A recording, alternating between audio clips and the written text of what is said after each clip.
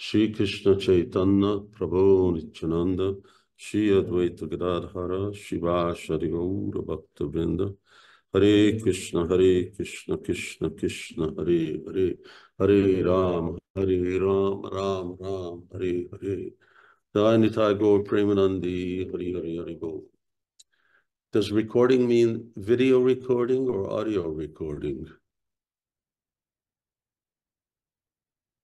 I guess we'll find out. Video. Okay, that's good. Mindan, audio, video. No. Well, it's lovely to see all the devotees, even though sort of Zoom isn't really quite the real thing, is the living thing. But I guess considering my choice to be here and to stay here for the marathon, that's the next best thing that we have. And that's technology, which Srila Prabhupada was very much in favor of, if it was going to spread Krishna consciousness. Otherwise, he had no interest in it at all. Couple of things before we start. One is that I got very, very bad headache, and that won't go away. So if I'm not as focused as I should be, then that's one reason for not being focused. The second reason for not being focused is that I just came from having a pizza lunch with Niranjan Maharaj and Nareshwar Prabhu. And that's even more of a reason not to be focused. And the third reason is that the screw fell out of my glasses on my way to Bhaktisiddhanta Saraswati Thakur's Tirobhav. And so it's a little hazy over here on my left side. I had to quickly tie it together with some Scotch tape. I want to read different things by Srila Prabhupada and just comment on them in terms of Srila Prabhupada's extraordinary emphasis on book distribution, that if you study Prabhupada's books, his lectures, his discussion with devotees, his meetings, you'll see how Prabhupada over and over again emphasized the importance of distributing his books. And then not just his books, but books for the future. In other words, that the vast amount of literature that exists in the world and is being published on a regular basis is all trash. That's a lot of trash. And, you know, like, what's the wizard called? Harry Potter, Bambi, Tarzan, Spider-Man, Tom Sawyer, Tolstoy. Probably keep all of the furnaces in the world going for quite a long time if we just burnt them all, because none of them actually really give us even the most basic elements of truth. There may be some speculations that resemble the truth, but nothing that actually takes us to the ultimate purpose of what reality is, and that the reality is the Supreme Personality of Godhead, is Krishna. And that we are his eternal servants. There may be speculations, but nothing in the world even identifies the most basic cardinal question, which is, who am I? Just that. Forget about other complex philosophical questions, but just, who am I? You don't know who you are, and what's the use of everything that you're blabbing about? As that little girl who's talking about climate change conference. Yeah, you're going to talk, but it's blah, blah, blah, blah. That's all it is. Blah, blah, blah. But here, we have the wonderful good fortune of coming into contact with the truth in its full development and its ultimate conclusion. And we have the opportunity to also give the truth to others. And as in the Gita, Krishna says, Brahmarpanam, Brahmahavir, Brahmagno, Brahmanoputam, Brahmaiva Yogantavyam, Brahma Karma Samadhina. If you know the truth, if you live by truth, if you give truth to others, then you become truth yourself, because you're always immersed in the fire of truth. Brahmarpanam, Brahmahavir. So we had the good fortune, somehow or another. Why us? How many of us are there? Now we're talking to a few devotees in Hungary, a few devotees in the UK, there's a few devotees in Wales. So there's not very many of us. And what to speak of us human beings, but we know that anything that breathes, multiplies, and so on is a living entity. So many living entities. How did we become so fortunate? Brahmanda Brahmiti Konya Bhagyavan Ji, Guru Krishna Prasade Pai Tilata Beach. We're wondering just like everybody else, but somehow or another, we met with good fortune. How did we get so lucky? Why us?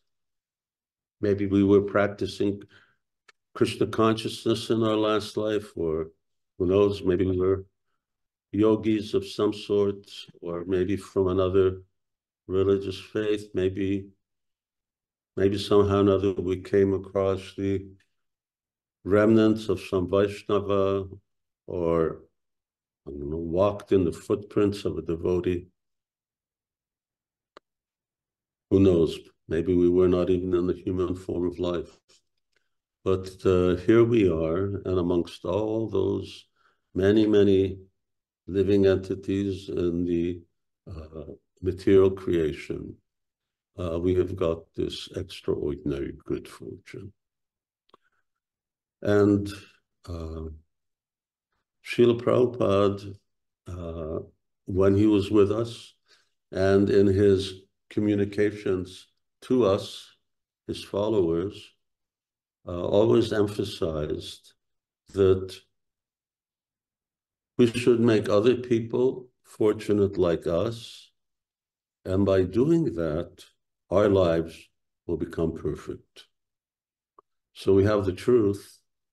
Now we have to attain the perfection of truth.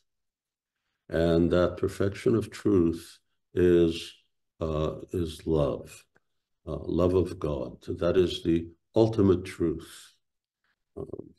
Love of God is so powerful that it even controls God.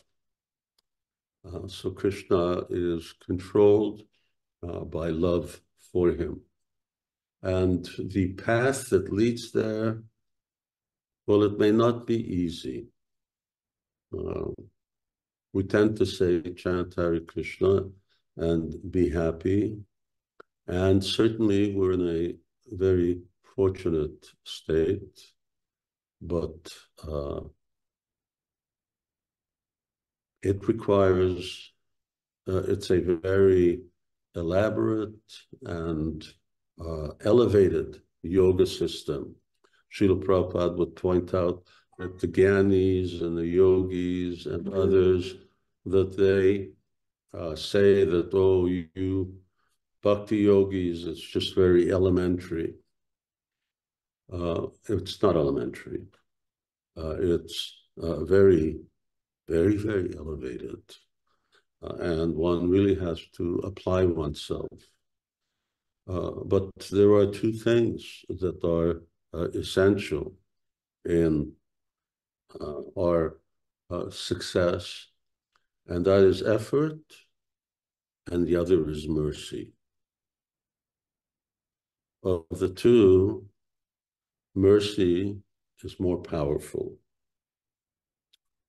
And particularly, although Krishna, Bhagavad Gita emphasizes Yaidam Paramam Guyam, although other incarnations of Krishna also emphasize, but no one gives such great emphasis to spreading and disseminating knowledge of Krishna consciousness than Chaitanya Mahaprabhu. It is Lord Chaitanya's mission. That means that Chaitanya Mahaprabhu has internal purposes and external purposes.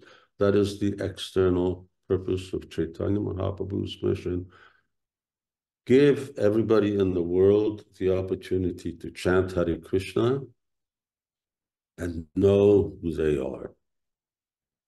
If they start off with these two things, then a sincere soul really has a very good chance of progressing forward and making this human form of life successful. At least they won't lose the human form of life, which is better than any life as a demigod. It is better than any other life form below the human. Actually, next to being a Vaikunthabasi, the best form of life is the good form of life, because only in this human form of life can you actually eradicate your karma and cultivate, go back home, back to Godhead. In lower forms of life, of course, consciousness is not developed. In higher forms of life, sense gratification is just too easy, too powerful. Suffering is too little. You've probably noticed we have quite a good balance of misery and happiness, although it may appear that we got a lot more misery than we have happiness, but it's Kali Yuga, so you have to expect that it's not all strawberries and whipping cream. I had strawberry cake with whipping cream after the pizza. So, and further down, then it's all suffering. There's no happiness. So, yes, we're very fortunate. Guru Krishna Prasadi Pai Bhakti Lata Beach. And And in this marathon, you're going out. Not a day went by when I didn't feel guilty that at least I wasn't closer to where the book distribution was taking place. Somehow involved. There's a certain energy. There's the energy of Saṅkīrtana devotees when they go out, the real energy when they come back. There's another one in between on the telephone calls that come in, or just being in touch with devotees. It's a wonderful, wonderful experience. What to speak of the actual experience of being out there on the street. You really learn what yoga is about, what austerity is. This is the greatest austerity, and what the best way of pleasing our Guru Parampara. And of course, today, I think in your part of the world, you all observed Bhaktisiddhanta Saraswati Thakur's disappearance yesterday. We're observing it here today. And it reminded me that 50 years ago on this day, I was in Los Angeles. By that time, I was selling spiritual sky incense, and there was the conference for spiritual sky salesmen in Los Angeles. And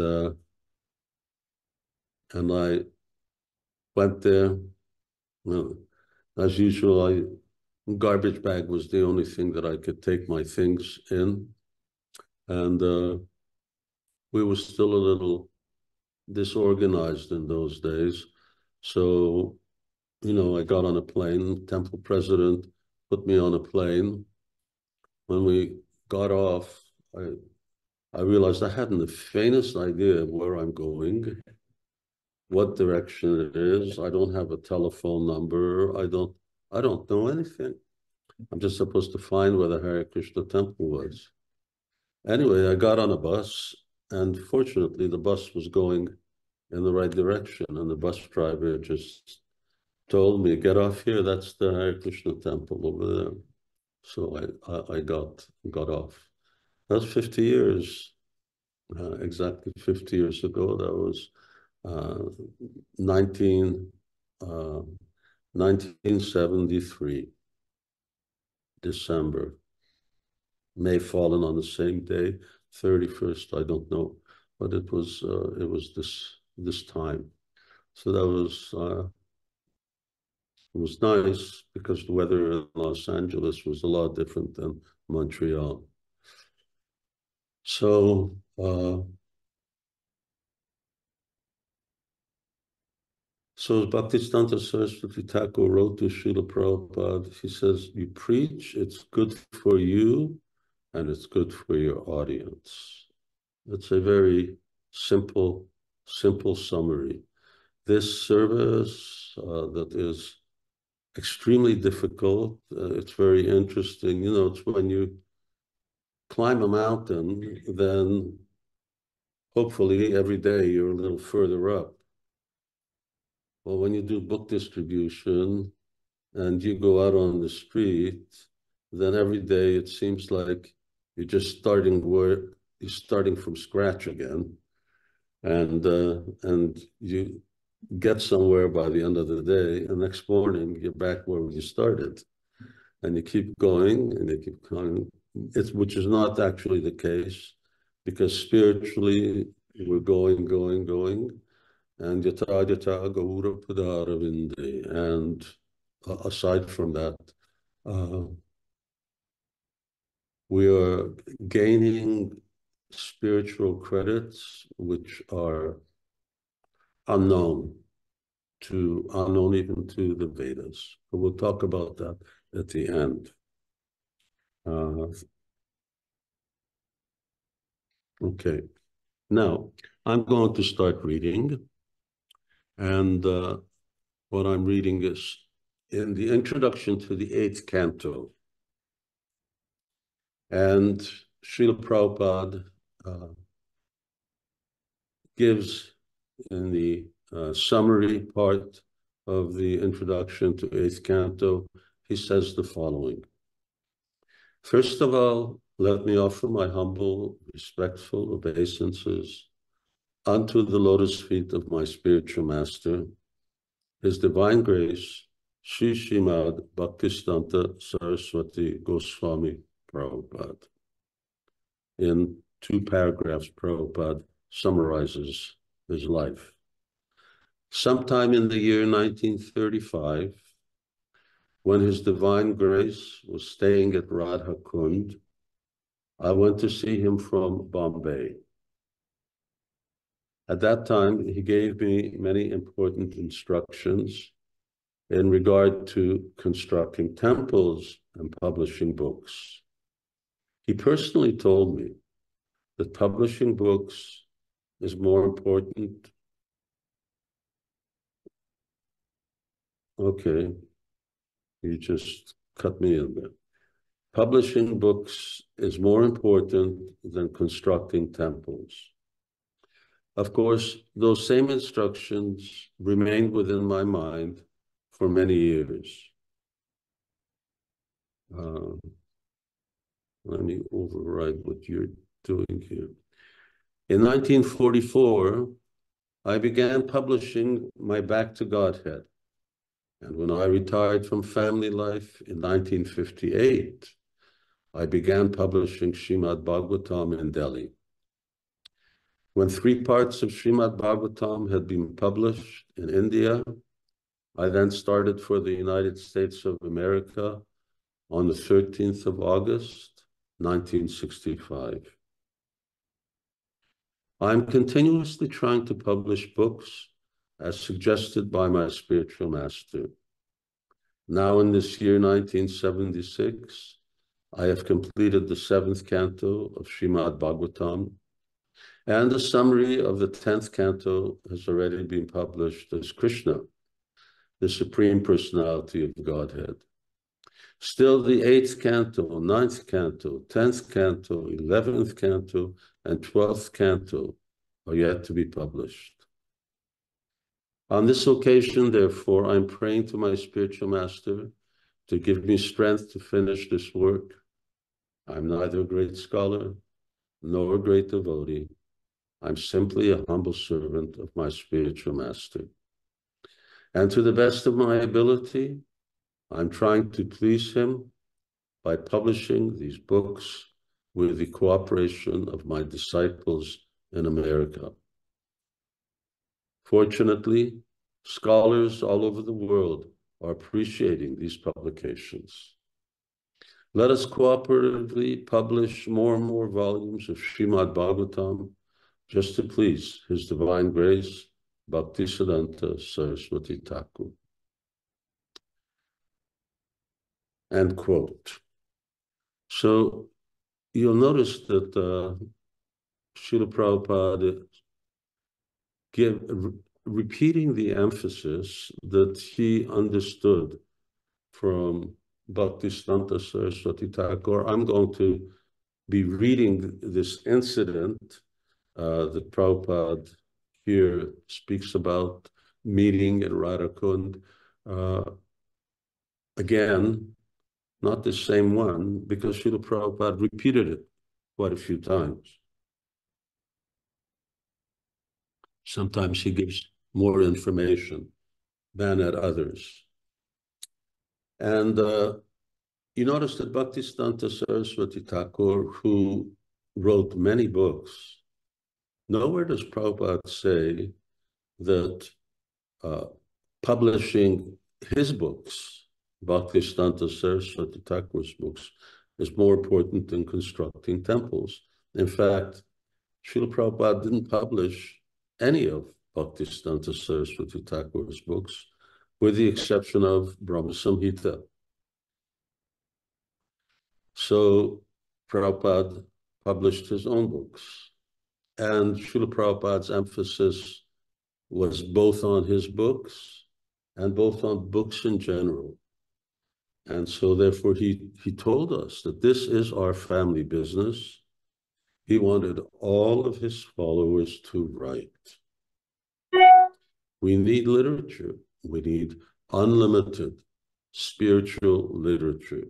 Whatever devotee's inclination, whatever their approach, as long as they're writing according to their qualification, they should, as Prabhupada would say, write their realizations for the benefit of others.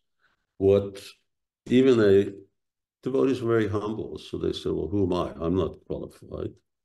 But most devotees, most first initiated devotees, what to speak of second initiated and sannyasi devotees, what they know is more than what any other spiritualist in the world knows. It's not an issue of trying to better others. It's just a fact. I've never met a person from any spiritual conviction who even has a very clear idea of what we're talking about when we're talking about soul. It's very rare to find someone who accepts the soul is absolutely distinct from the material body. But even then, what is it? Where does it come from? What's its relationship with God, and what is God? Anyway, so everyone is qualified to some degree or another to communicate to some audience or another. The Srila Prabhupada wanted this because Bhaktisiddhanta Saraswati Thakur wanted it, Bhaktivinoda Thakur wanted it. And what did Chaitanya Mahaprabhu tell his followers to do? He told Raghunath Das Goswami to write. I need just on the spot inspiration, and let me now pull out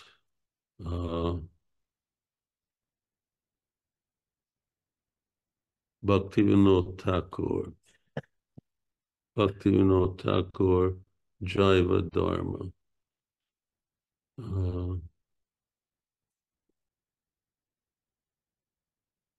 Okay. Chaitanya Mahaprabhu. This is different reading. Ooh, I don't know how you're going to translate. I don't think, well, you can try, Mohan, but Srimad Mahaprabhu entrusted Swarup Damodar Goswami with the responsibility of teaching the process of seva endowed with transcendental rasa, Rasamaya Upasana. To fulfill Srimad Mahaprabhu's order, Swarup Damodar presented his treatise in two parts. In other words, he wrote book in two parts. One part is called the internal path, Antapanta, of Rasamaya Upasana, while the second part is called the external path, Bahipanta, of Rasamaya Upasana. Swarup Damodar offered this internal path around the neck of Sri Das Goswami, and it is illustrated and well preserved in Das Goswami's writings. He taught the internal path to Rakeshwar Goswami, and this is the distinguished treasure of our line. This is the speaker who is speaking up to the present day. Okay, then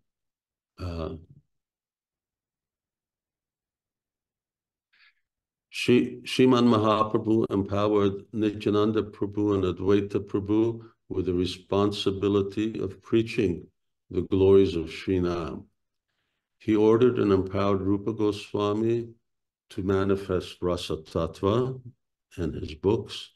He gave Sanatana Goswami responsibility of elaborately illustrating the relationship between Vairi Bhakti and Raga Bhakti. That's Brihad Bhagavatamrita. He also instructed Sanatana Goswami to explain the esoteric relationship between Prakat and Aprakat Gokula. Through Nityananda Prabhu and Sanatana Goswami, Mahaprabhu empowered Jiva Goswami to establish the tattva of Sambandha, Abhideya, and Prayojana. In this way, each of them carried out just those specific responsibilities that Mahaprabhu had entrusted to them. What responsibility? Question. What responsibility did Mahaprabhu entrust to Roy Ramananda? Answer. Mahaprabhu entrusted Roy Ramananda with the responsibility of elaborately illustrating Rasa Tattva. And through Rupa Goswami, he accomplished this to the fullest extent. What was the responsibility entrusted to Sarvabhauma? He was entrusted with the responsibility of teaching the philosophical truths about the absolute reality. He, in turn, gave that responsibility to Jiva Goswami through the medium of one of his own disciples. When Jiva Goswami went to Varanasi, then he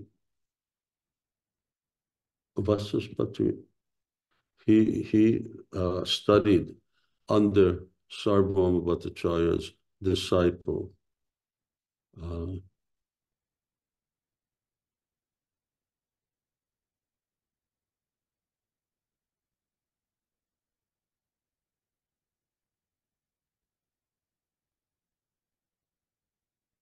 Anyway, there's more for this. I'm just explaining that Chaitanya Mahaprabhu gave this responsibility to different devotees to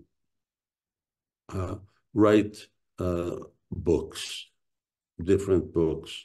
He did give responsibility for them to also teach deity worship and discover holy places.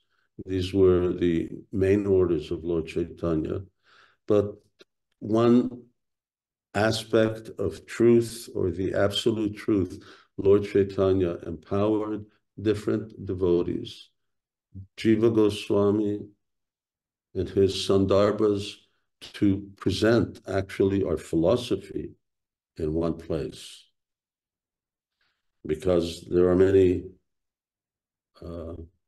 misunderstandings as to what actually a philosophical line is, unless it's really written down. And Jiva Goswami did that, just that. So Raghunath Das Goswami presented the path of spontaneous devotional service, Rupa Goswami, the principles of rasa and rasa tattva. So Rupa Goswami taught the teachings of rasa tattva, and Raghunath Goswami showed how to put it into direct practice. Not everyone took this business of taking Lord Chaitanya's mission of preaching, and especially printing and distributing books, very seriously.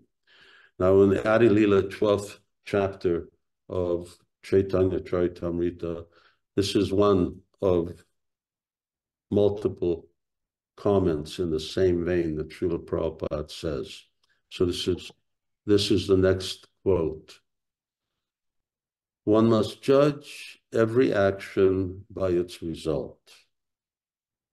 The members of the self-appointed Acharya's party who occupied the property of the Gaudiya Math are satisfied, but they could make no progress in preaching.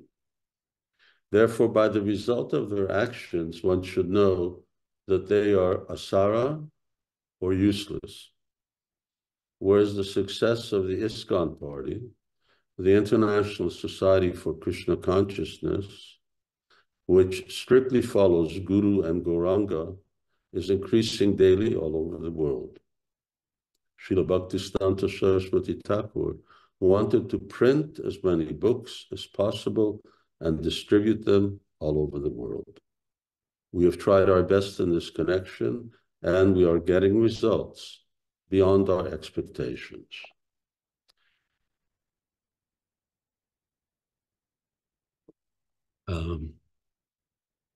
There were attempts by Gaudiya Math to take this and other passages out of Prabhupada's books.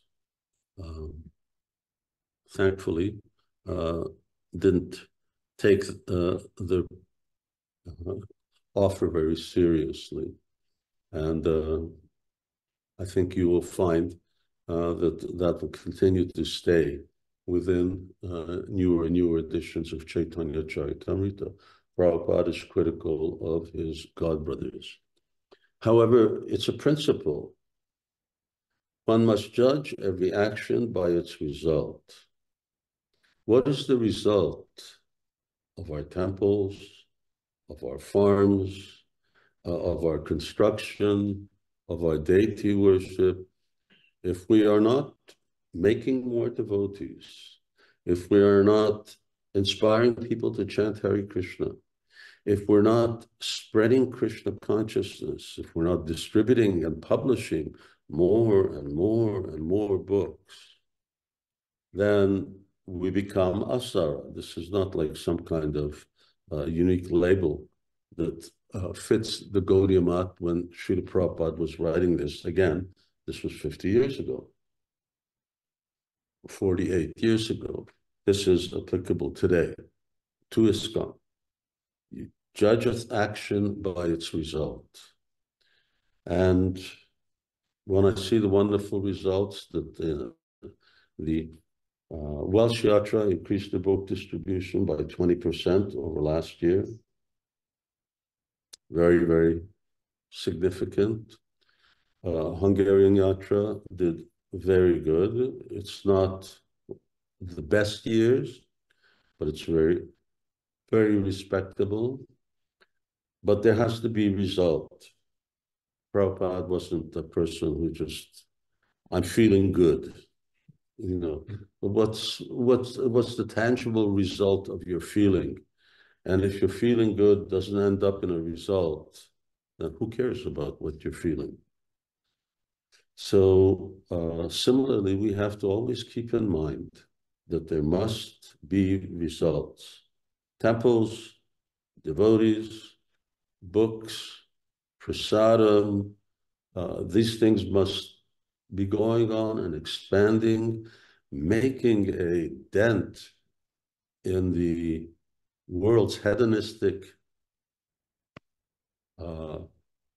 lifestyle that's leading the whole world to actual destruction. And that is where it's going. So I just want to point that out, that whatever success there is at the present time, it's extremely important that that success continues throughout the generation. There's such a thing as succession. I'm very happy that now, you know, this second generation, you could say, in Hungarian Yatra, Radhakrishna Prabhu as the GBC and so on, that the results are still continuing. And hopefully, as the generations go on, that will also go on. Because the tendency is that the first thing that goes out the window is austerity. And this book distribution is austere. And it's very difficult. But tapodivya putra kajena tattvam sudyatyasya brahma sokyam tvanantam. You cannot purify yourself without austerity. There's no such thing as spiritual life without austerity. It's just your effort. All right, you're making an effort, but the mercy is much more powerful than the effort. And if you're not getting mercy, then you may be making effort. Bahujanma koti Saṅkīrtana. Then you could be making effort for many thousands and millions of lifetimes. So that's what Chaitanya Charitamrita says. You could be chanting Hare Krishna for millions and millions of lifetimes. But if your chanting doesn't invoke the mercy of Chaitanya Mahaprabhu, then it can be a long, long trip. So it's a real science. And this, maintaining that mood, which means that the current generation, especially, it's the responsibility of parents to really inspire. I could use the word brainwash, but sometimes that has negative connotations. To really inspire their children that this is your Krishna consciousness movement. You have to take responsibility. Don't worry about being a computer technician, a doctor, or a lawyer, or an engineer. There's so many of them out there. If for some reason we need them. We need people who are dedicated to spreading Krishna consciousness, and you will see what was Srila Prabhupada's expectation of grihastas.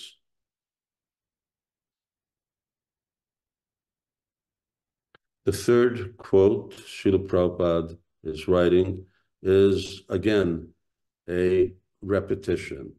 Madhya Lila 19. And it says the following. It is certainly not good to write literature for money or reputation, but to write books and publish them for the enlightenment of the general populace is real service to the Lord. So many things are real service, but here Srila Prabhupada is emphasizing. And once again, we're not talking about just to write, to publish the Bhaktivedanta purports. Prabhupada is just talking about books. Everybody write books. That was Srila Bhaktisiddhanta Saraswati's opinion. And he specifically told his disciples to write books. He told all of them to write books. And some did, but they weren't written with the purpose of disseminating to the rest of the world. Maybe in Bengali, maybe in Hindi, English. I don't think, yes, Ban Maharaj wrote English. He did, started doing a commentary on Bhakti Rasamrita Sindhu. I read it once when I came to the point where he said he disagreed with Jiva Goswami. Then I closed the book and I said, okay, that's as far as I go.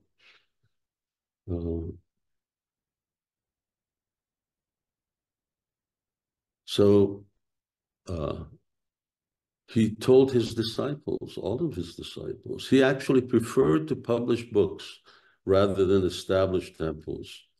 Temple construction is meant for the general populace.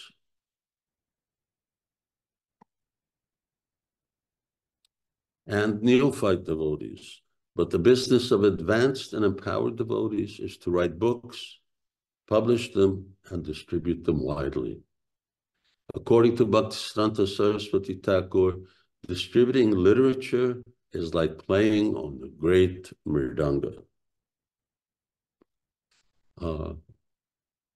We have devotees who are really enthusiastic. They have Saṅkīrtana groups, and they do Saṅkīrtana, and they do Saṅkīrtana yoga, and they come together. And that's all very good. But there's a bigger. Unfortunately, we don't have Vaisheshika Prabhu was trying to establish that, yes, let's, in a similar way, devotees get together, and at least on Saturdays, at least once a month, that they get together and go out and sell books. Srila Prabhupada's desire, because that's the Brihat Vedanga. We chant Hare Krishna for ourselves, and that's very good. But who hears it? We hear it, but it's for our benefit. It's not for others' benefit. But this Brihat Vedanga, this is for others' benefit. So, we have, often I get invitations to go to Kirtan, which I very rarely, if ever, attend. As soon as I see the word Kirtaniya, I said, this is not for me. I'm no Kirtaniya. But this is, if someone's a Kirtaniya, then yes, book distributor, they are Kirtaniya. Just like Balaram Das. How many years have you been going out? Someone give me his answer. Is he there? He's not there. Anyway.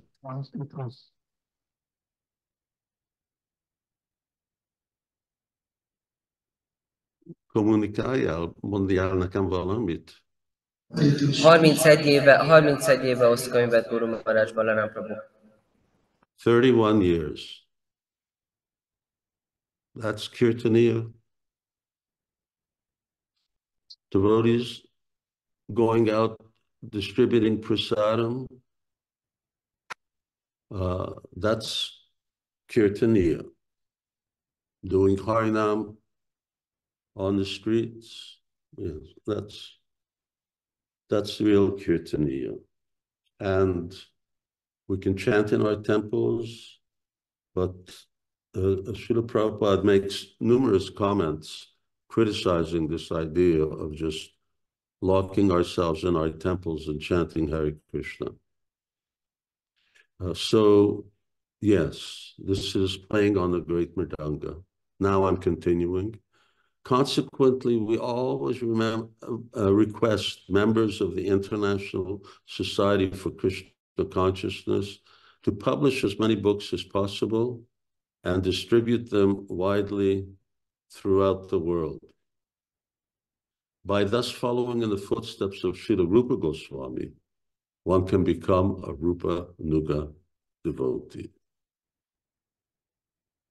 And I'm going to just read the next quote, which is the fourth quote, and this is where Srila Prabhupada really sets the bar for being a grihasta.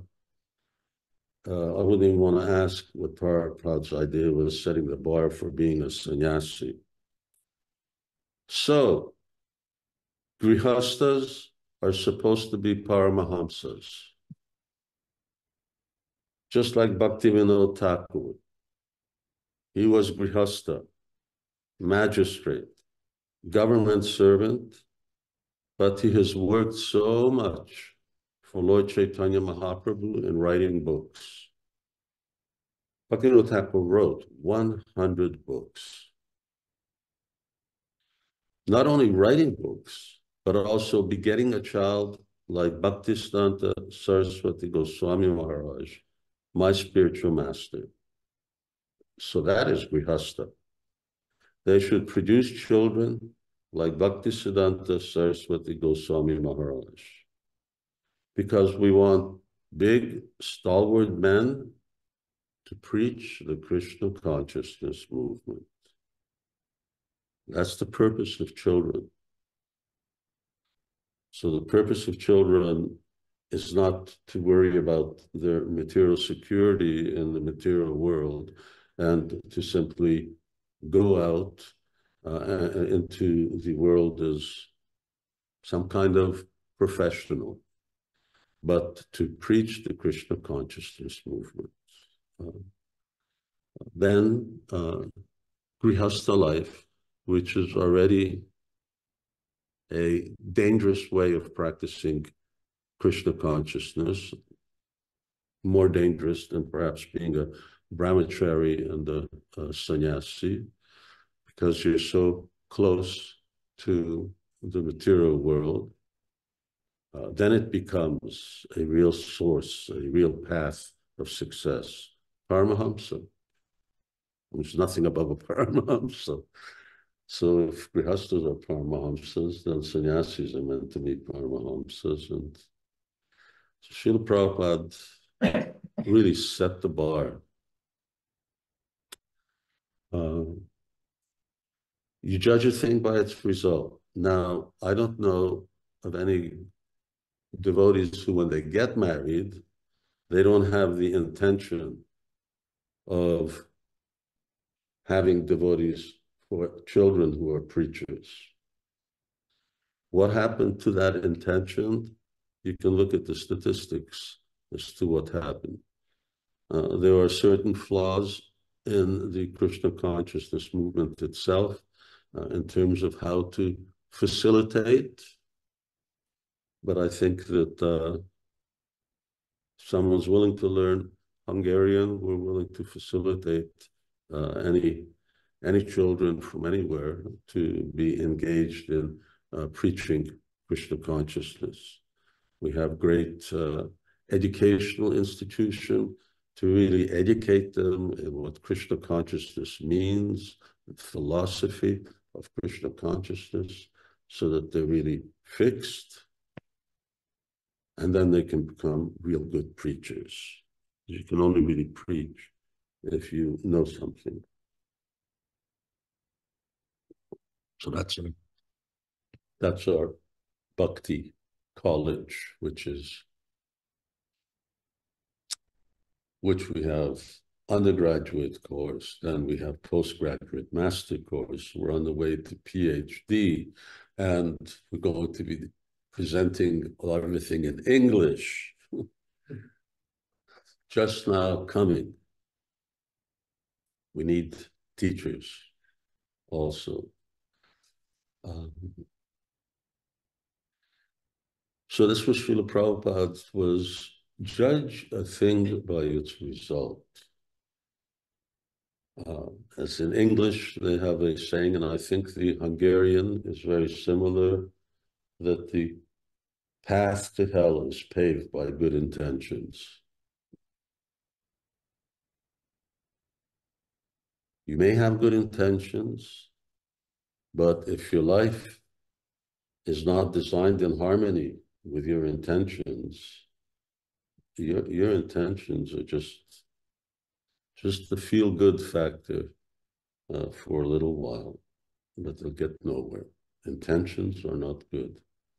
So lifestyle, sadhana, quality japa, always increasing quality in chanting Hare Krishna. Study and reading Srila Prabhupada's books. There is no happiness in the material world. So yes, we want big, stalwart men to preach this Krishna consciousness movement.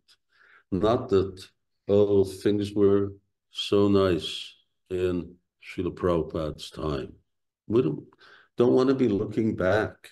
Our business is not to look back how good it was in the good old days. It has to be good days now. The good days are getting better in the future, not that we just live in the past. We have to move forward. I'm going to read the next quote, and that's the last quote that we're reading.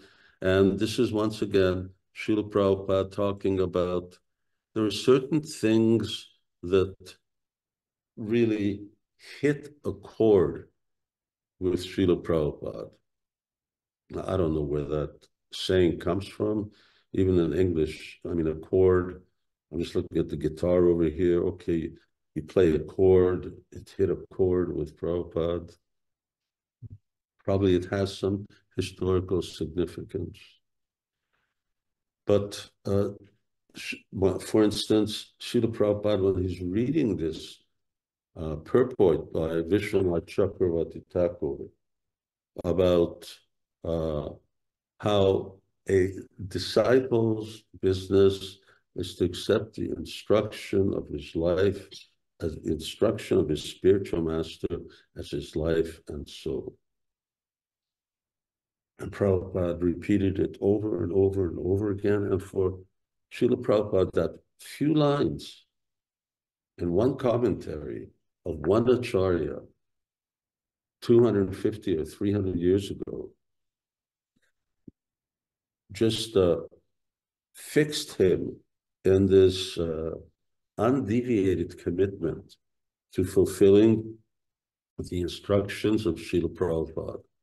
And for all the preaching that Bhaktisiddhanta Saraswati Thakur did, Prabhupada focused in again on this thing of selling books, writing and selling books. And this other occasion was this special meeting that he had with him in Radha Kund. So a devotee knowing how to pick up the essence of that instruction. And of course, you see that when Vishwanath Chakravarti Thakur was saying that one should follow the instruction, take so seriously the instruction of the spiritual master, Yasya Prasada, Bhagavad Prasada, Yasya Prasada.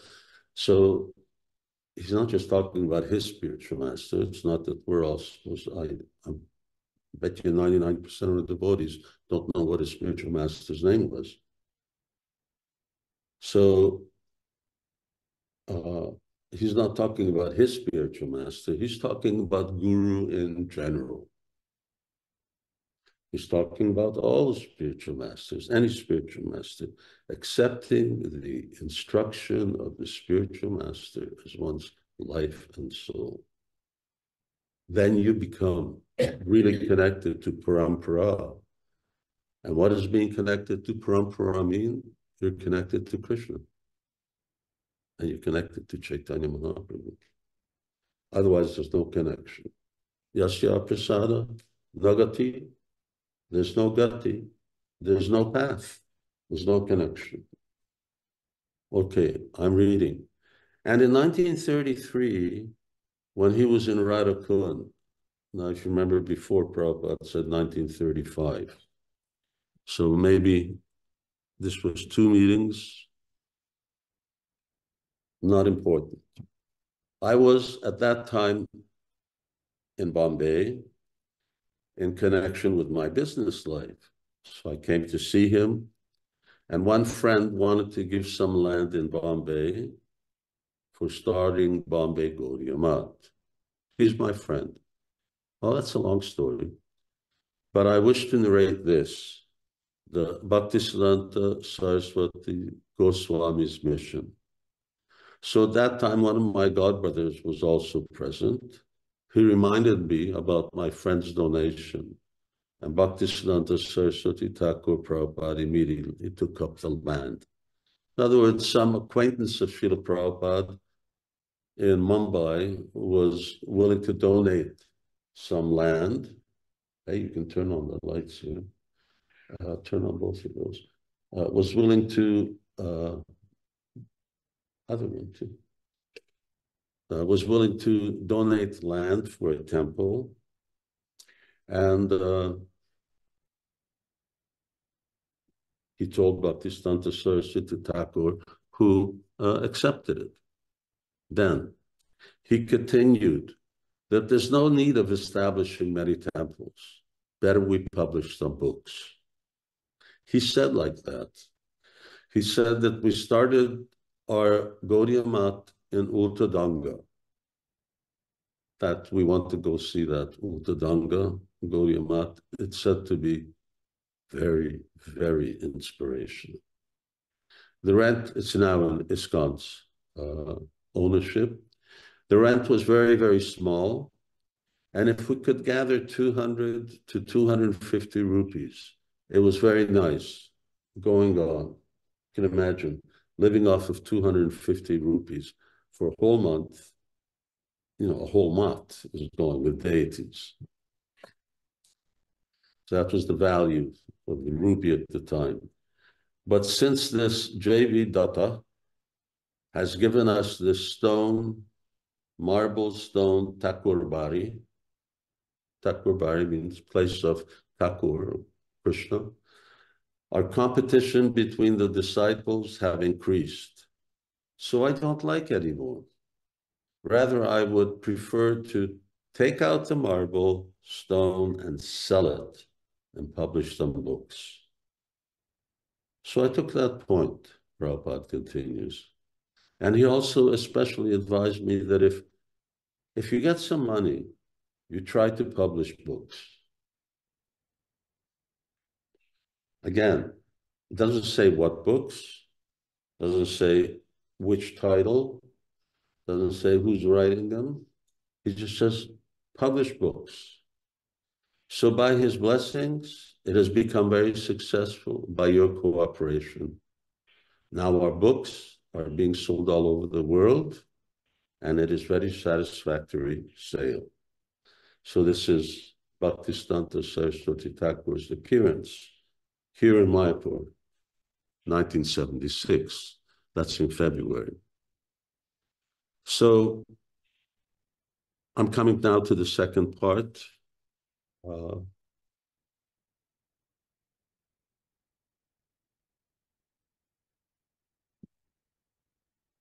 It's not a topic that I'm saying for the first time. I've spoken about it before. I guess I'll probably keep speaking about it until I can't speak anymore. But we're living in a world, and what goes on here? What do people achieve? Janma, mrityu, jara, pyadi, birth, death, old age, disease, dukkhalayam, shashvatam. Very dukkha, full of pain and misery, and temporary. Nothing, and no one stays. So it's all the same. Progress. What's progress? You're doing the same thing. So it's the same hard work.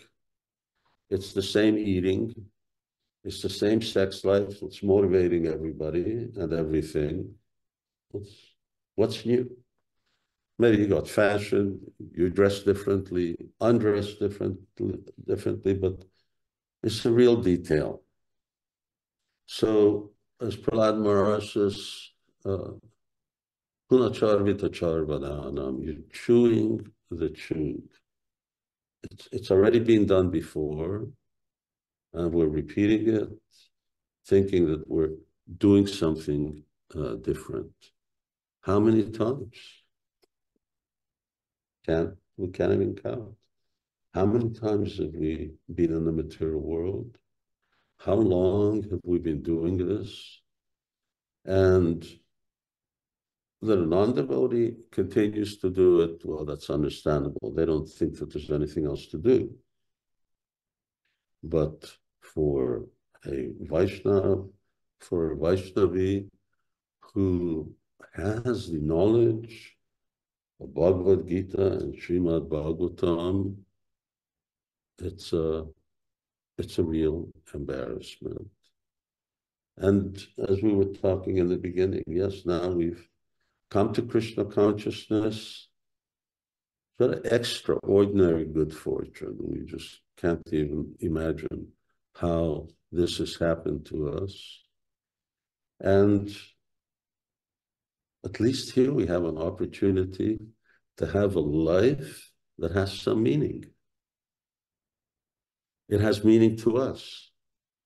Why? Because we have something else to look forward to other than which we're going to die, which is happening to everybody. So that's the future. Everybody's in a situation where the future is they're going to kick the bucket. I don't know where that comes from either. What dying has got to do with kicking the bucket, but that's what they say, especially in America. Kick the bucket. So we're going to turn over and we're going to leave this body that yes, we have a goal, and our goal is back home, back to Godhead. Such a different goal. And what's back home, back to Godhead? We have a happy world, an eternal life, a beautiful, eternal spiritual body in loving exchange with Krishna. Very, very fortunate.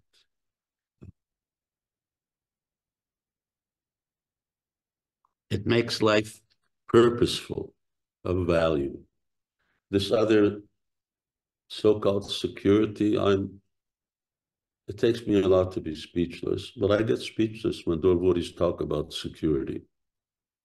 I need to ensure some security for my children. What security? You're dying, and you're going to die. What's the security? That's your security, that you're going to die.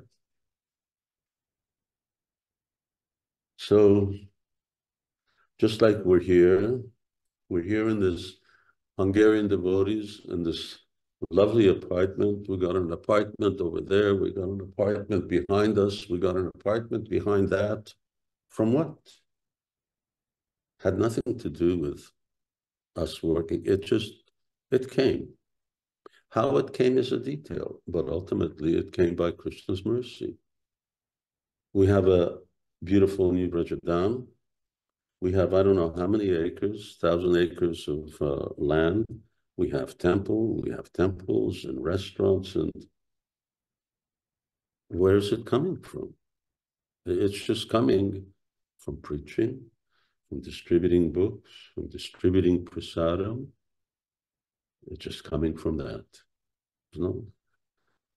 And our security is Krishna. That's our security.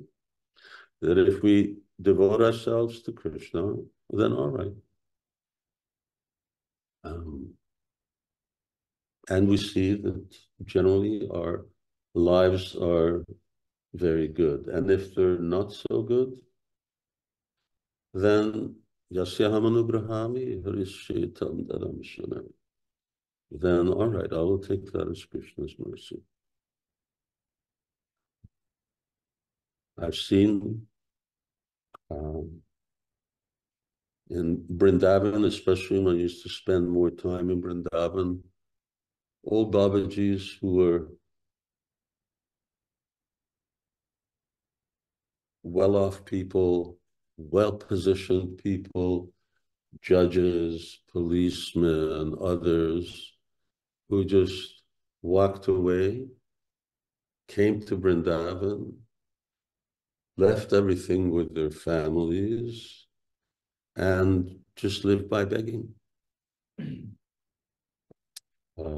That's described in Srimad Bhagavatam in that Brahma Gita, Song of the Beast. Srimati Radharani says, now just see, people give up their homes, their families, their wealth, and what's the result? They go around begging, just like birds, for a few crumbs. And what kind of reciprocation does Krishna give? So, yeah, there are many who are like that, who are just so poor. They had so much wealth before, but they left it for Krishna. If you don't preach, then there's a good chance that that's the alternative. At some point or another, you have to really show what you've got to convince Krishna. So we have a different life. We have an opportunity for a life of real value, where by doing good to others, we're doing good to ourselves, and you feel self-satisfied, like I actually did something. Sometimes devotees get when we're on the marathon, we get very entangled. I didn't do my score or what I really wanted to do. And that tends to cover the feeling that you get that I actually really did something of value. That's why when devotees do their score or they do well, then nothing gets in the way, and then they feel it like there's nothing that compares to this, because what's the best thing that you can do, or when the person that you meet who came to a Sunday feast or who signed up in the college, when that person then becomes a devotee, becomes initiated, becomes themselves a preacher, now I've really done something with my life. And that becomes our calling card for getting Chaitanya Mahaprabhu's mercy. So anyway, we're celebrating, and I have a little more that I just want to read. I'm sort of a little tired of classes that I never get to finish. But I'm not reading this yet. So you all have this experience of what it means to give everything, because that's what the marathon means. It only works when you give everything. If you give something, you get something, but you don't get everything. So, but when you give everything, it's such a good feeling. It's not easy. It can be painful. It can be very austere. It may mean giving others up, but at the same time, it's a life of value. So to do something for Chaitanya Mahaprabhu, Prabhupada said, ultimately, everything has to be judged by its result. So I think you know that saying that Srila Prabhupada said, he said, I want a certificate from Krishna that this man has done something for me. So, and Srila Prabhupada did so much. So, to get a certificate from Srila Prabhupada, Chaitanya Mahaprabhu, that we've dedicated a life, and it translates into what result? How many devotees did we sort of bring to Krishna consciousness? How many books did we distribute? How many books did you write? Because it's not just about distribution, it's about writing. So Prabhupada says, advanced devotee means someone who writes, publishes, and sells books. So how many books did you write? How many temples did you open? So Bhaktivinoda Thakur gives these as the barometer for advancement in spiritual life. How many plates of prasadam have you distributed? The devotees will say, well, we've had devotees who have done so many things, but then perhaps some of them fell down. Yeah, you can fall down. Until you reach the transcendental platform, you can fall down. But yesterday,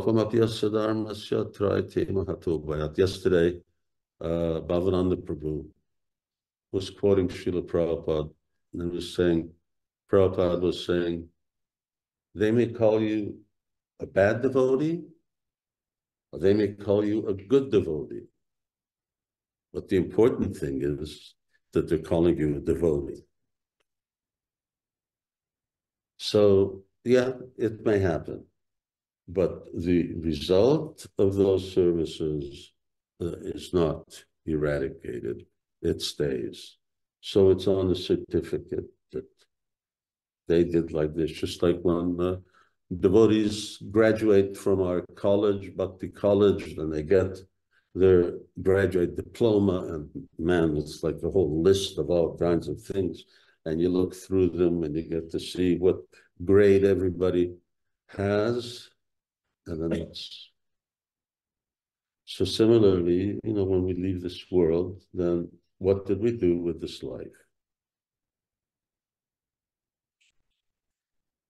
Numbers, you get 5, 4, 3, 2. So, yeah.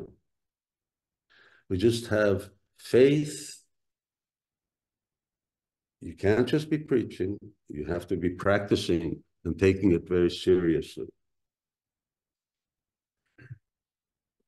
And that's why I say Hungarian devotees are very fortunate. We have our Bhakti College, where devotees can really learn what Krishna consciousness is. And we may start Bhakti Shastri, Bhakti Vaibhava, and continuing, and we'll do it in English. And Turkey is trying to affiliate, and we're trying to expand. Devotees must, Prabhupada did not write his books just to sell them. He wanted us to know them. Especially Prabhupada wanted, he said, you should know the Bhagavad Gita just the same way as Christians know the Bible, back to front. So you may as well just memorize the whole thing. That's the easiest way to go about it. 700 verses, it's not you can memorize it in 2 years, easily, if you're young. If you're old, that's a different story. So let me read, yes, this last quote from Srila Prabhupada. This is Prabhupada's arrival address in 1975, so almost 50 years ago in Los Angeles. Prabhupada says, I have no personal qualification, but I simply try to satisfy my guru. That's all. My Guru Maharaj asked me that if you get some money, you print books. Again, it's the third time I'm reading it, although there's other references. So there was a private meeting talking, some of my important godbrothers also there. It was in Radhakund. So Guru Maharaj was speaking to me that since we've got this Bag Bazaar, marble temple, there has been so many dissensions, and everyone thinking, who will occupy this room or that room or that room? Because that's the downside of success, wealth. Look at the Catholic Church. What did it start out with? Jesus Christ, Peter, what did they have? Nothing. They had no possessions. Well, they were being, Christians were being fed to the lions in the Roman amphitheater.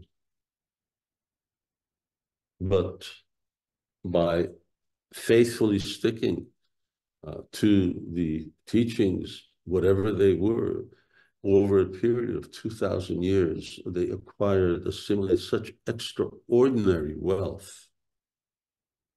And then I had heard just recently that, for instance, in the bottom, below the Vatican, that's where they keep calves.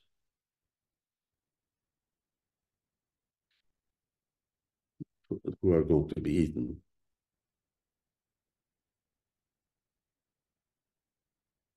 So,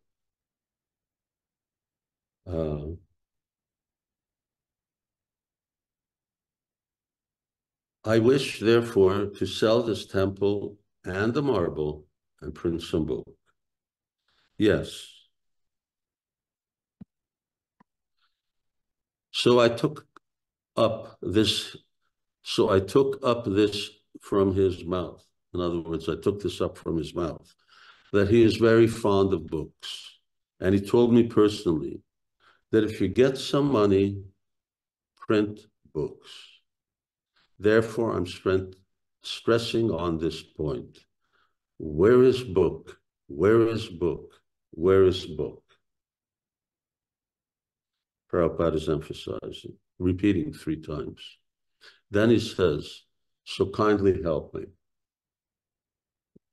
This is like our called clarion call, trumpet call. So kindly help me, or thinking that I'm helping Srila Prabhupada. Paramahansa, Parvakacharya, Ashtotarashata, Shishimad, Abhay, Charanaravinda, Bhaktivedanta Goswami.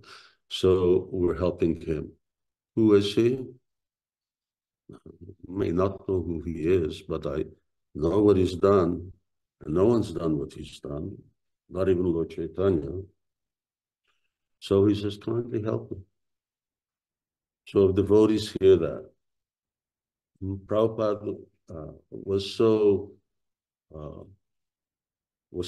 impressed just by a few words of Vishwanath Chakravarti Thakur. Now Srila Prabhupada is doing the same thing, so kindly help me. So who hears what Prabhupada is saying? Kindly help me. This is my request. Print as many books in as many languages and distribute throughout the whole world. And then this, for me, I always consider this is like such an important statement. Then Krishna consciousness movement will automatically increase. So we think I need to do this, I need to do that, and this is how we're going to spread Krishna consciousness. And Prabhupada says, just print books, distribute them in the languages of the world, and everything will come. 1975.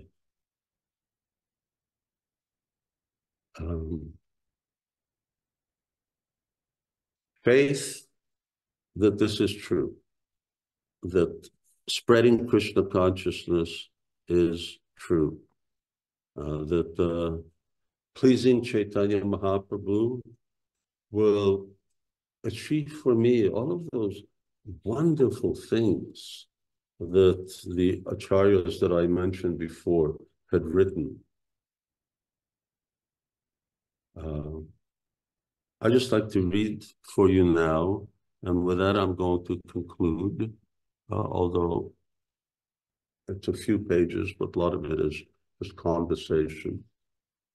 And this is from Volume 2 of Vilapa Kusumanjali. And this keeps interfering with my reading. I don't know whether this is translated. I'll find out in a second. It's translated. Poor Manjari. You have to realize, I mean, I've always been somewhat of a inspirational person. That's a nice way of saying it. Impetuous is another. In other words, I do things on the spur of the moment. So at 5 a.m. this morning, I was thinking, what am I going to say in class? Well, before I figured out what I'd say in class, I said, oh, why don't we call in the Turkish devotees? And what about the Welsh devotees? English devotees? No, that's too complicated. Smarhari can reach. And have a larger Zoom conference, because this is Radha Krishna Prabhu's zone. Of course, not Wales, but and then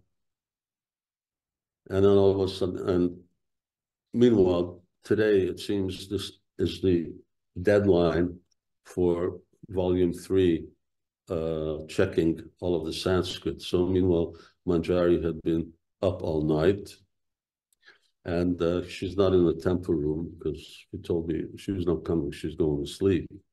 But in the meantime, I kept sending her these things. Of course, a lot of the things are already in Srila Prabhupada's books, but then this last thing isn't. It's not in Hungarian. So she translated that. She made the PDF file, and then she just reminded me, well, no one knows what's going on. So I had to get in touch. I'm trying to phone Gautama Prabhu, Gormani. Well, they're very wise. They turned their telephones off. Tarakanath Prabhu, he was very sleepy. I woke him up and I said, look, I just sent you a WhatsApp. I woke up Nishinga Krishna. He was really sleepy. And he was right into it right away. And finally in Budapest, I could get in touch with Goswami Maharaj. Somebody was awake. And so it was last minute, what we've gotten together. And I just want to let me finish with this, the purpose being emphasizing that our spiritual connection is intrinsically connected with our dedication to Chaitanya Mahaprabhu's mission. And this is an excerpt from volume 2. Those of you who read it, verse 16, 14, something like that. I don't know where these are. I just ask Brother Seviki to find things for me. The drama of Raghunath Das Goswami's lament for Sri Radha's service is staged for the benefit of devotees who have some degree, we'll stop fooling around with this, who have some degree of natural attraction. Although a pure devotee, Raghunath Das Goswami does not think himself to be a Vaishnava. Rather, he aspires to be the servant of a Vaishnava. Although eternally situated in the most exalted attainment of Radha's service, he considers himself a sadhaka. That is humility. And humility is the platform of safety that eventually leads to attainment. In this regard, Bhaktisiddhanta Saraswati would say, Matala sadhu jana vishaye range, pujala ragapata gaurava bange. Glorify the devotees of Hari, relish Nam Saṅkīrtana, and giving up pride and false prestige, worship the path of spontaneous devotion as your aspired after attainment.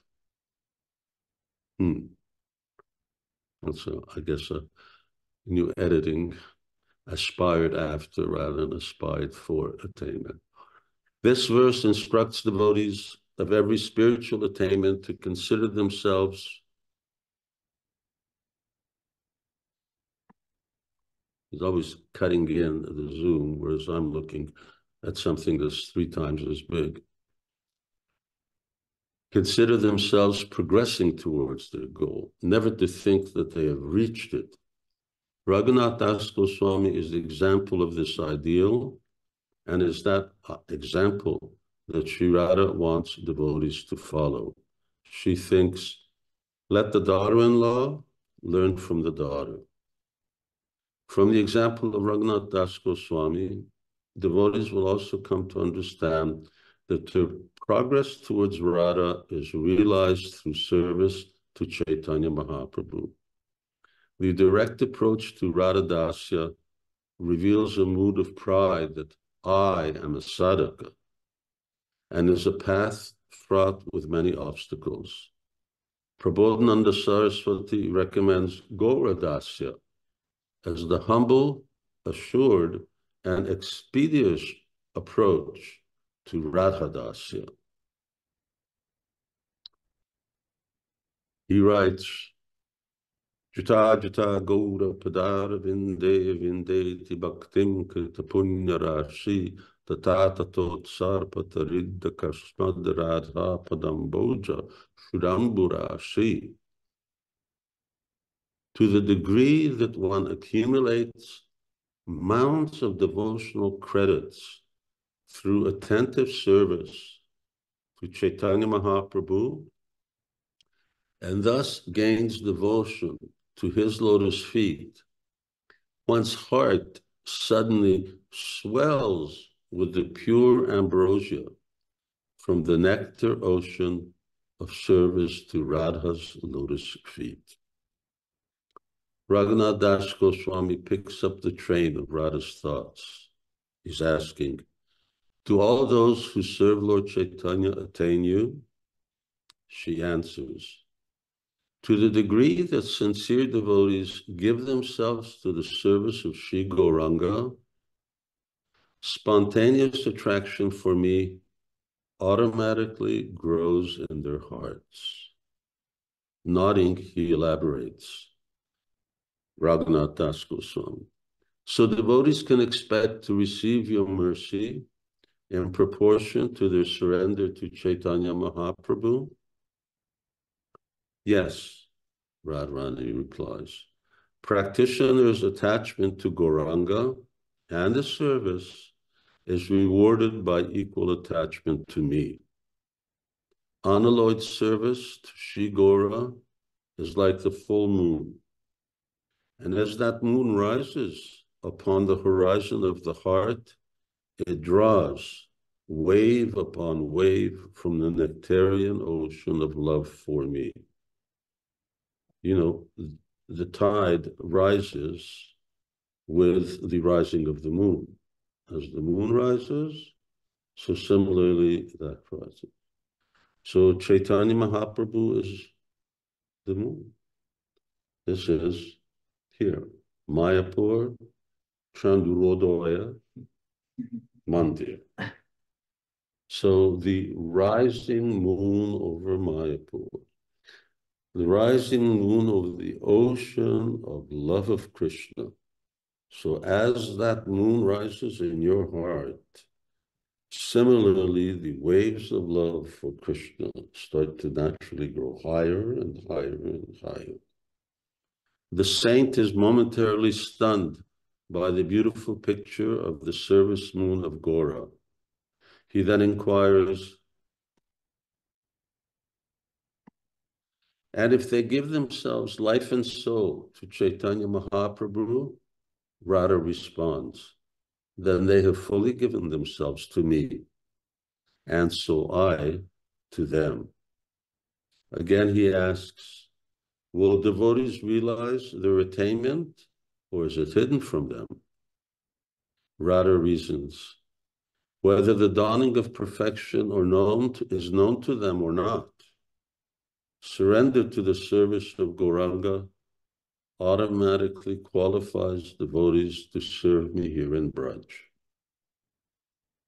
Das Goswami asks, why would some know and others not? And she answers, devotees who have awakened to prema will have insight in the workings of transcendence, whereas those who still aspire for prema cannot see behind the curtain of Yogamaya. The Acharya now asks as much for others as for himself.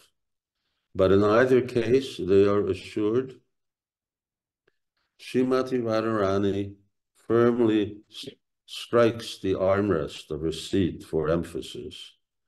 Devotees like you, those fortunate enough to invest their all in all in the service of Gauranga, will one day see that everything has automatically been offered to my lotus feet.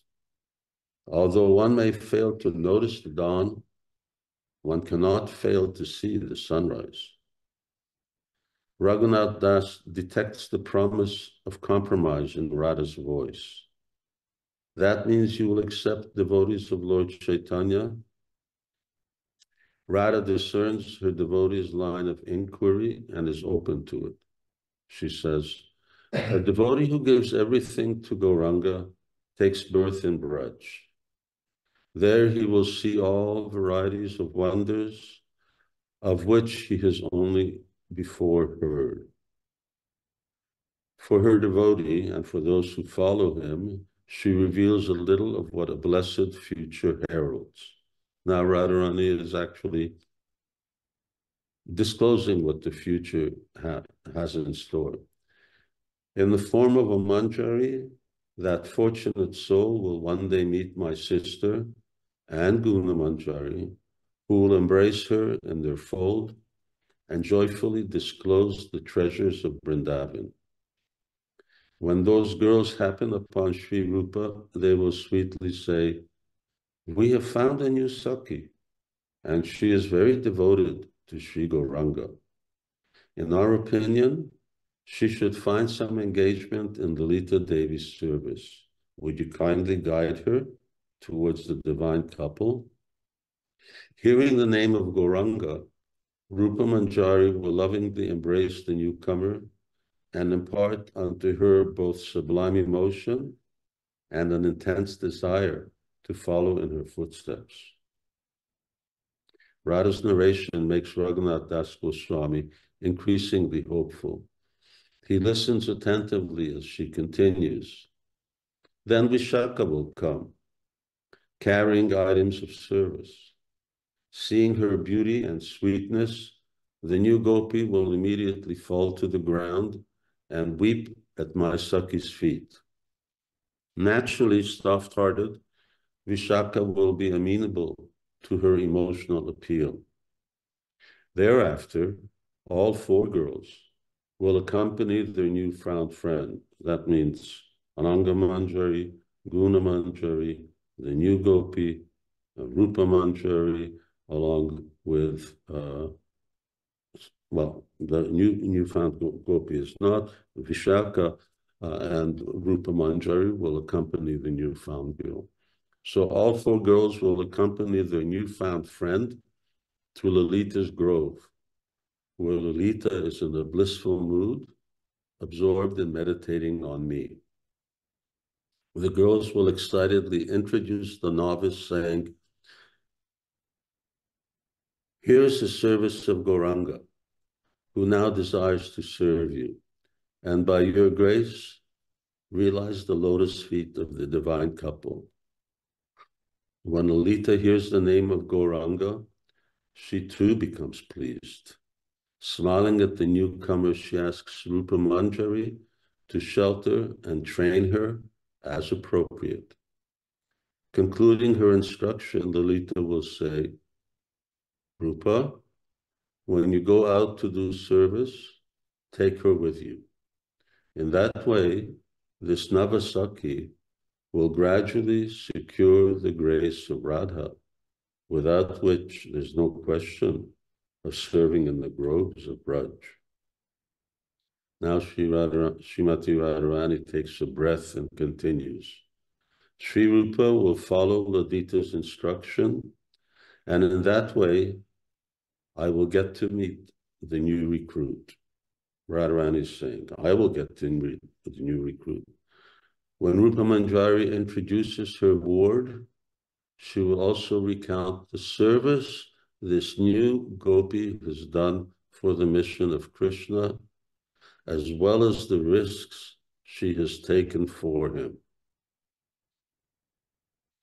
So when ultimately Rupa Manjari brings Manjari before Srimati Radharani, then she lists so many books, so many devotees, so much prasadam, so much this, so much that. Hearing these devotional exploits, my heart will melt and I will say, you have come to me from Gauranga's,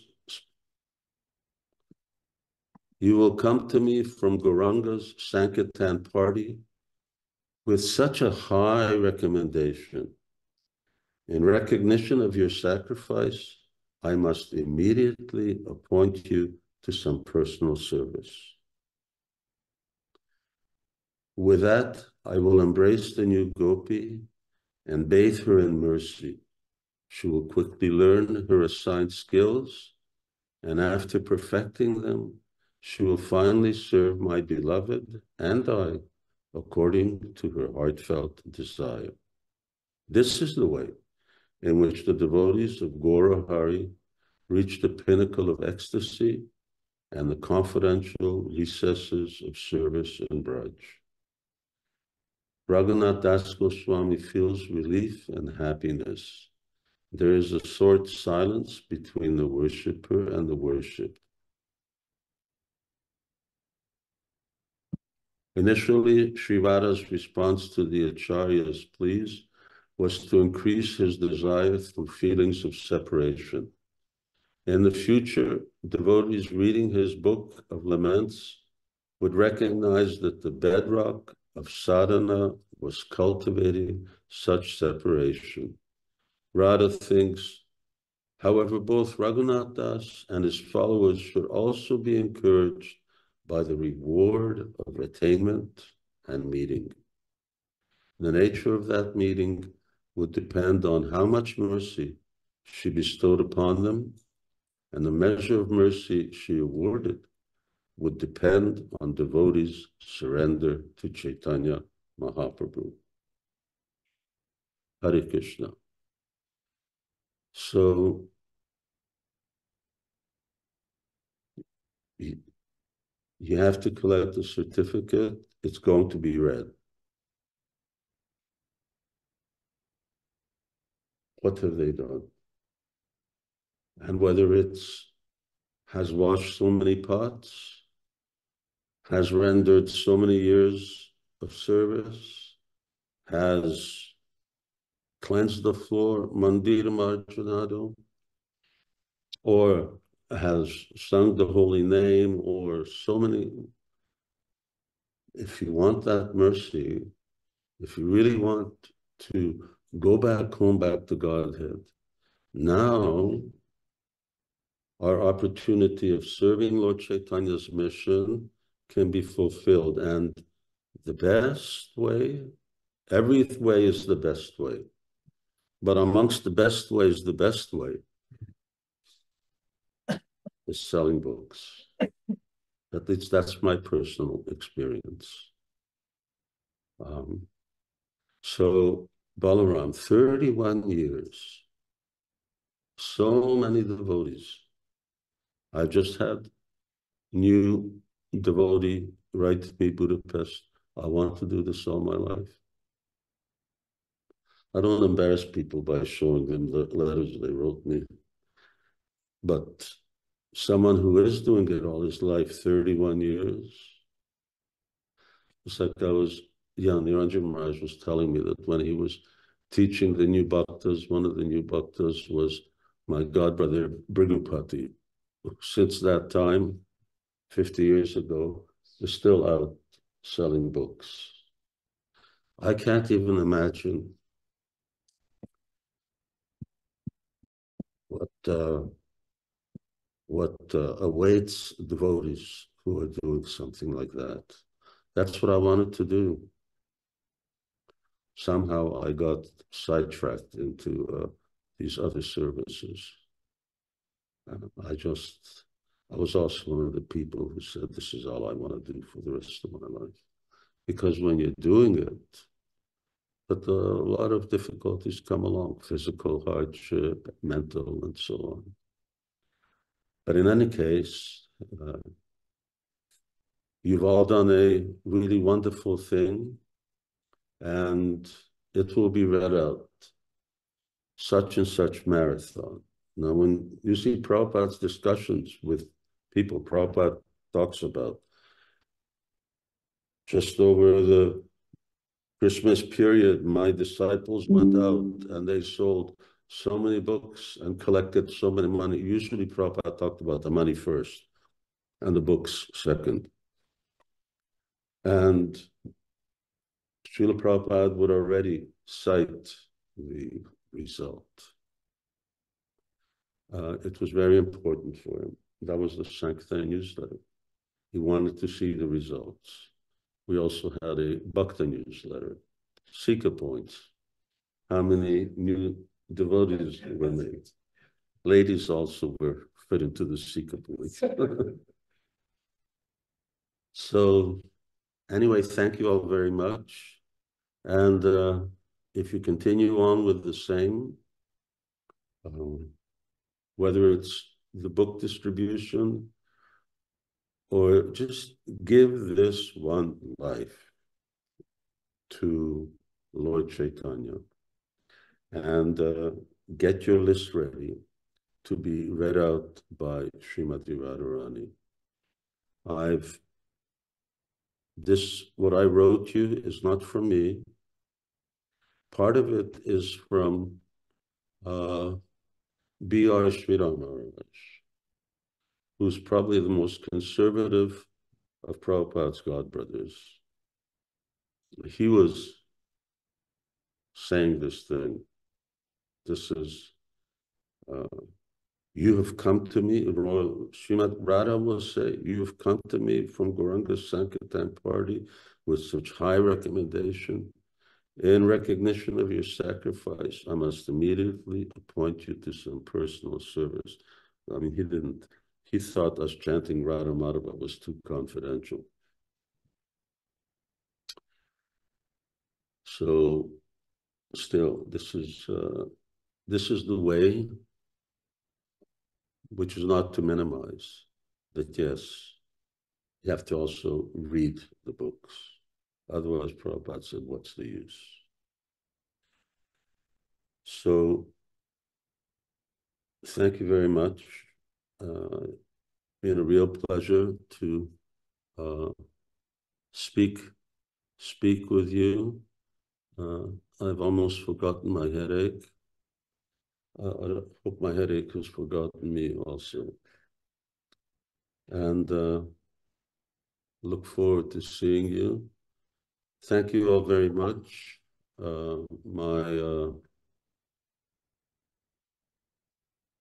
I can thank you, but actually Krishna says, Napariham Niravaja Samjitam, that the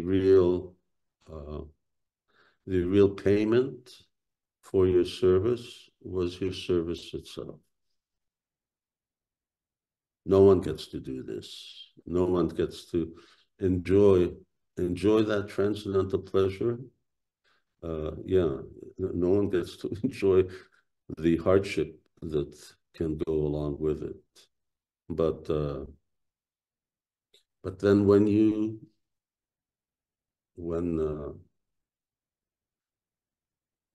go before Srimati Radharani, then you'll remember Krishna says, Yam labde chapari labdya manyakena adikam dito.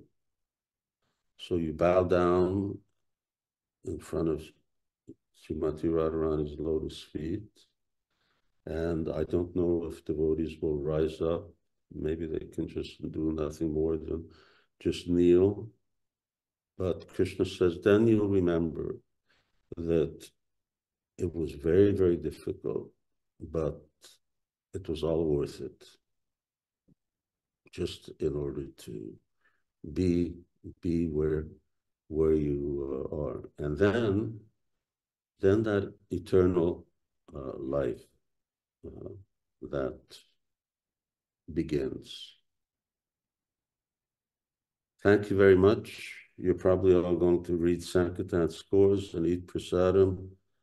I'm going to get somebody to massage my head, and then I'm going to take a little nap. This evening we're going to have Kirtan and chant Hare Krishna. Jai Srila Prabhupada ki jai. Transcendental Book Distribution ki jai. Jai Jai Gopal Premanandi. Hari Hari. Hari Bo. Hari Bo. Hari. Thank you so much. Thank you for everything.